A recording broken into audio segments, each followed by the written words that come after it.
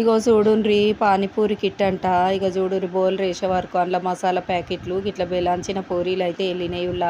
ఇక నూనె లేస్తే చూడుండ్రి అది ఎంత మంచిగా ఈత కొడుతుందో గిట్లా. ఇక అన్నీ తయారు చేసినాయే దొరుకుతున్నాయి ఇవాళ రేపు. ఇక గిట్ల చాతగానోళ్ళు ఎవరైనా ఉన్నా కానీ బ్యాచిలర్స్ ఉన్నా కానీ ఇక అప్పటిదప్పుడు అయితే గిట్ల పానీపూరి తినబుద్ధి అయితే ఇట్లా చేసుకోవచ్చు. గిట్లు చేసుకొని ఇక మంచిగానైతే అయ్యింది. మాకు పానీపూరి కూరనైతే గిట్ల వెరైటీగానైతే వేసుకున్నాము గరం మసాలా వేసి.